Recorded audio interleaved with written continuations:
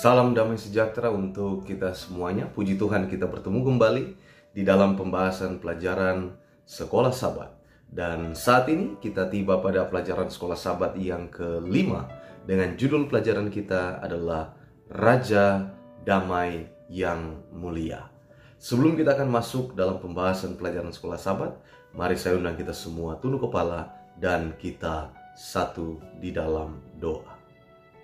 Bapa kami yang bertahta dalam kerajaan sorga, kami datang padamu pada saat ini, memohonkan tuntunan kuasa Roh Kudus, agar kami boleh mengerti pelajaran Sekolah Sabat yang akan kami bahas. Sehingga apa yang kami mengerti itu dapat kami kemudian praktekkan di dalam kehidupan kami setiap hari, setiap pelajaran-pelajaran penting dari pelajaran Sekolah Sabat ini. Terima kasih Bapa di sorga, tuntun hamba-Mu yang akan membahasnya. Di dalam nama Yesus kami persembahkan doa ini. Amin. Ayat-ayat Alkitab yang menjadi landasan bagi pelajaran Sekolah Sabat kita sepanjang minggu ini terdapat dalam Yesaya pasalnya yang ke-9 ayat 1-5, Yesaya 9 ayat 6, 7, dan Yesaya 8-10 ayatnya yang ke-34. Yesaya 9 ayatnya yang ke-10 sampai 34, dan Yesaya 11 ayat dan Yesaya 12 ayat 1 sampai 6. Dan ayat hafalan kita sepanjang minggu ini adalah sebab seorang anak telah lahir untuk kita, seorang putra telah diberikan untuk kita. Lambang pemerintahan ada di atas bahunya, dan namanya disebutkan orang Penasehat Ajaib, Allah yang perkasa, Bapa yang kekal, Raja Damai. Pada pelajaran Sekolah Sabat kita sepanjang minggu kita akan melihat bagaimana oknum yang menghadirkan satu rasa damai yang sejati dan abadi di dalam kehidupan kita. Pembukaan pelajaran Sekolah Sabat ini kita melihat beberapa pengalaman-pengalaman. Yang pertama dari seorang yang bernama Dr. Robert Oppenheimer yang mengawasi pembuatan bom atom pertama. Dia kemudian berdiri di hadapan komite kongres, tentunya Kongres Amerika. Mereka bertanya kepadanya apakah ada alat pertahanan yang dapat melawan senjata senjata bom atom itu maksudnya. Dia menjawab pasti ada. Dia adalah seorang ilmuwan fisika dan dia sampaikan senjata pertahanan itu adalah Dr. Oppenheimer. Para pendengar ditatap oleh mata doktrin dan semua terdiam, dan dia berkata kepada mereka, yang dapat menjadi alat pertahanan untuk melawan senjata itu adalah damai. Saudara-saudara yang dikasihi Tuhan Yesus Kristus, damai adalah mimpi yang sulit dipahami oleh umat manusia. Diperkirakan sejak permulaan sejarah dunia ini hanya mengalami masa damai selama 8% dari waktu yang ada. Selama bertahun-tahun paling sedikit ada 8.000 perjanjian yang dilanggar. Itu menurut Paul Litan dalam buku yang dia tulis di halaman 987. Kemudian setengah abad setelah Perang Dunia Pertama berakhir, yang seharusnya menjadi perang yang mengakhiri semua perang, hanya 2 menit damai dari setiap 1 tahun perang. Pada tahun 1895, Alfred Nobel, penemu dinamit, menyediakan sebuah dana untuk menjadi hadiah bagi setiap orang yang memberikan kontribusi yang istimewa kepada perdamaian. Di tahun-tahun terakhir bahkan pemenang hadiah Nobel perdamaian terlibat dalam konflik yang penuh dengan kekerasan. Sebuah institusi ataupun sebuah perkumpulan untuk memberikan Nobel perdamaian yang dibuat oleh Alfred Nobel. Semua bahkan yang meraih perdamaian itu justru terlibat dalam konflik dan kekerasan. Kita akan melihat sekarang bagaimana sumber damai yang sejati dan abadi itu ada pada oknum yang kita akan pelajari dalam pelajaran Sekolah Sabat kita sepanjang minggu ini, yang judulnya adalah Raja Damai yang Mulia. Akhir dari masa suram di Galilea. Yesaya 8 ayat 21 sampai 22 menggambarkan kondisi yang tidak berpengharapan dari mereka yang berpaling kepada okultisme, gantinya datang kepada Allah yang benar. Kemanapun mereka memandang, mereka akan melihat hanya kesesakan dan kegelapan, kesuraman yang mengimpit, dan mereka akan dibuang di dalam kabut. Sebaliknya, akan tiba waktunya ketika tidak selamanya akan ada kesuraman di negeri yang terhimpit itu. Tidak selamanya ada kesuraman. Penduduk wilayah Galilea disebut di sini sebagai bangsa yang menerima berkat khusus dari Allah, yaitu sebuah terang yang besar. Bangsa ini akan bertambah banyak dan bersuka cita sebab Allah telah mematahkan tongkat si penindas.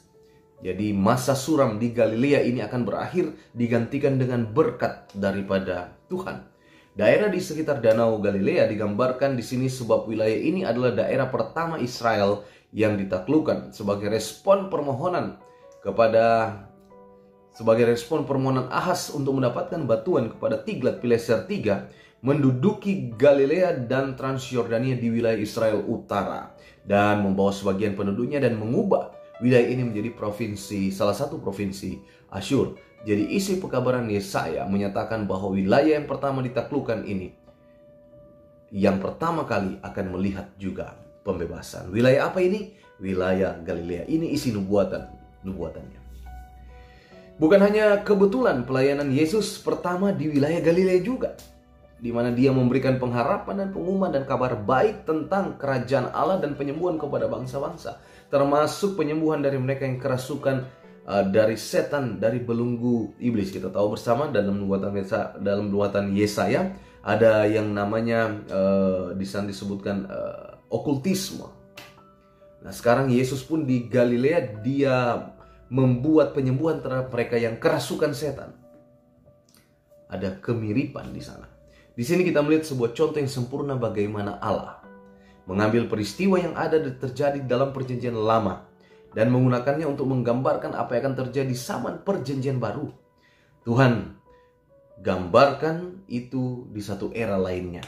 Seperti dalam Matius 24 ketika Yesus mencampur kehancuran Yerusalem pada tahun 70 dengan kehancuran dunia pada akhir zaman. Jadi kita lihat dalam setiap peristiwa di atas dunia ini ada perjanjian lama, perjanjian baru saling berkaitan. Ada yang menggambarkan apa yang akan terjadi kemudian. Yang terjadi perjanjian baru akan melambangkan juga apa yang akan terjadi kemudian. Ini yang namanya nubuatan yang seirama menggenapi, lalu kemudian seirama dengan buatan yang akan datang. Seorang anak bagi kita. Ketika kita sudah melihat bagaimana Galilea menjadi satu tempat di mana penaklukan pertama telah dilakukan, dan Galilea juga menjadi tempat pertama yang memiliki pembebasan, dan Galilea juga merupakan satu simbol di mana Yesus memulaikan pelayanannya untuk memberikan pembebasan bagi orang-orang terhadap kuasa-kuasa kejahatan, kerasukan setan dan lain sebagainya. Dan itu juga terjadi dengan peristiwa okultisme di nubuatan Yesaya. Maka sekarang kita akan melihat kemudian seorang anak bagi kita. Yesaya 9, 6, dan 7. Ini adalah kelahiran yang istimewa yang ketiga dalam kitab Yesaya.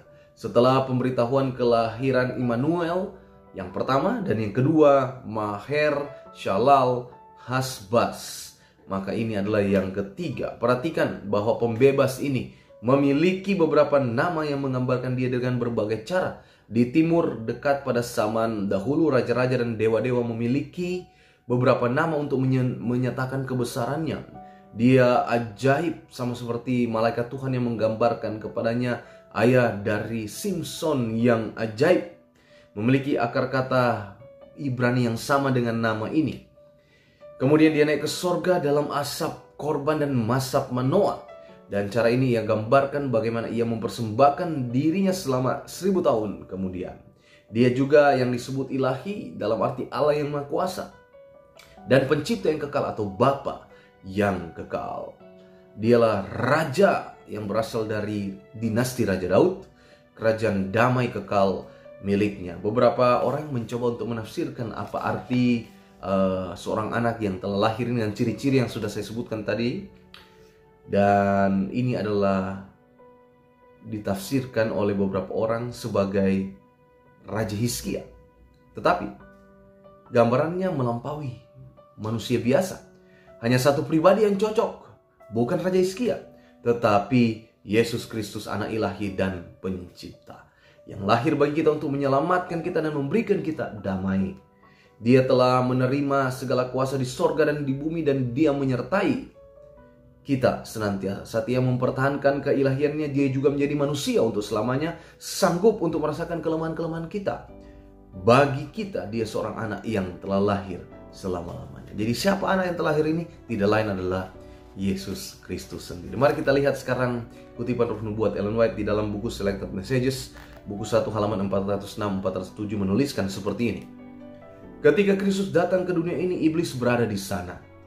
Iblis telah menuduh Allah, menuntut penyangkalan diri dari malaikat-malaikatnya. Dia dalam setiap langkahnya dari palungan hingga di Kalvari. Jadi ada rongrongan dari iblis.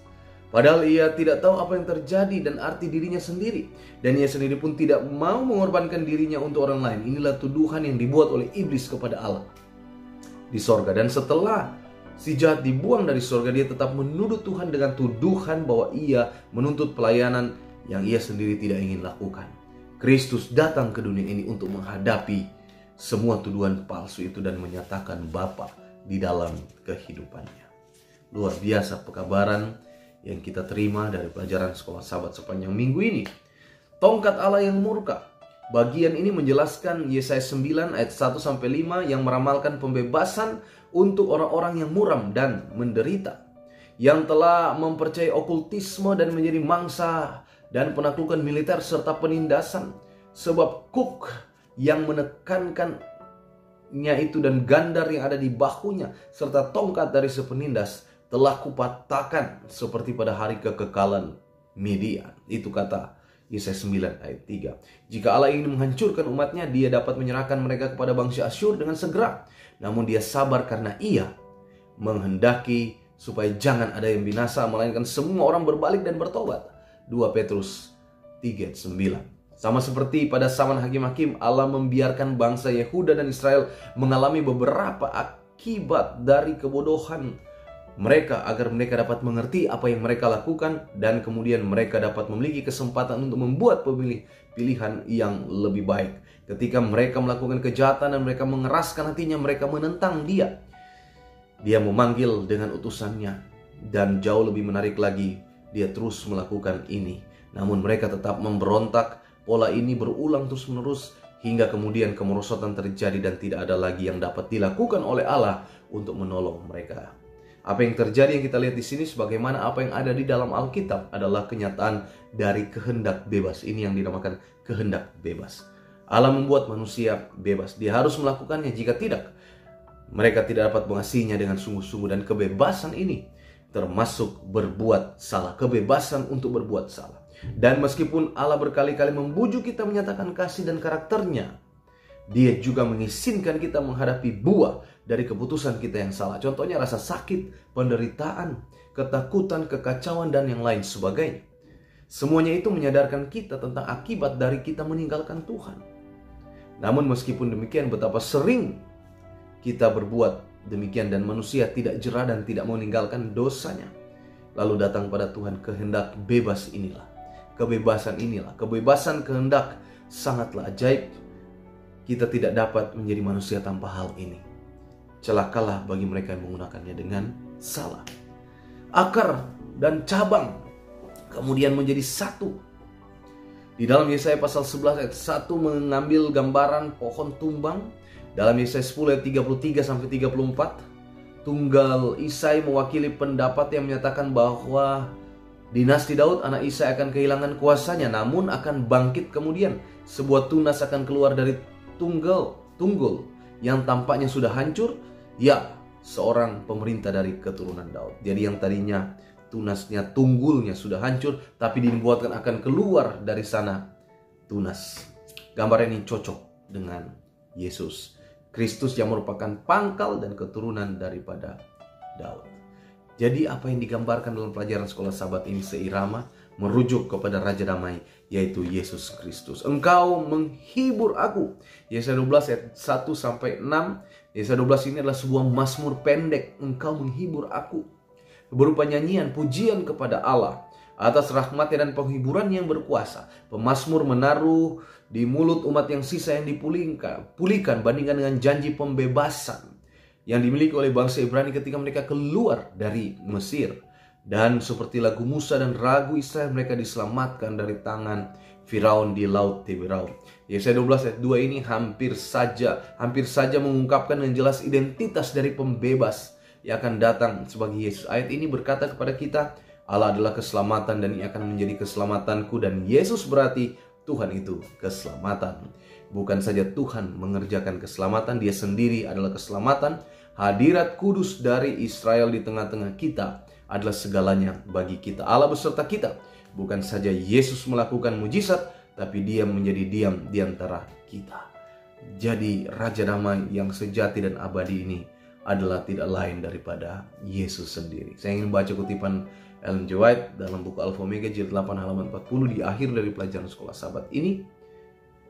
Hati Bapa penuh kasih sayang dan iba akan anaknya. Dia memandang wajah anaknya yang kecil itu serta gemetar membayangkan nyawa anak ini. Dia ingin melindungi anak yang sangat dikasihi dari kuasa setan. Dia ingin melindungi anak yang dikasihi ini dari pergumulan pencobaan untuk menghadapi pergumulan yang pahit bagi dirinya dan bahaya ngeri. Oleh karena itu Allah mengaruniakan anaknya yang tunggal supaya jalan hidup dapat dipastikan bagi anak-anaknya. Ini adalah kasih itu. Heranlah kamu hai segenap bumi dan tercenganglah kamu hai bumi. Kristus menyetujui untuk memenuhi semua persyaratan diberikan keselamatan manusia. Tidak ada malaikat atau manusia yang layak untuk pekerjaan besar yang dilakukan ini. Anak manusia itu sendirilah yang harus ditinggikan karena sifat alami yang tidak terbatas yang dapat melakukan proses penebusan, dan Kristus setuju untuk menghubungkan dirinya dengan mereka yang tidak setia dan berdosa, mengambil sifat manusia, memberikan darahnya, membuat jiwanya sebagai persembahan karena dosa manusia. Dalam sidang musyawarah surga, kesalahan manusia diukur, murka dan dosa diperhitungkan, namun Yesus Kristus tetap menyatakan keputusannya bahwa Dia akan memikul tanggung jawab untuk memenuhi persyaratan yang diperlukan agar pengharapan dapat diberikan kepada ras manusia yang sudah jatuh. Dan dapat kita ringkaskan bahwa pada zaman Yesaya yang arti namanya keselamatan dari Tuhan, Allah berjanji kepada umatnya yang sisa keselamatan dan penindasan yang datang dari mereka sebagai akibat dari kemurtatan mereka. Secara bangsa, nubuatan pengharapan ini menemukan penggenapannya secara khusus di dalam Yesus yang namanya memiliki arti Tuhan adalah keselamatan, dan Dialah sumber damai yang sejati dan yang kekal. Dia adalah Raja Damai yang mulia. Demikianlah pelajaran sekolah sahabat kita sepanjang minggu ini. Semoga menjadi berkat untuk kita semua. Saya bawa dalam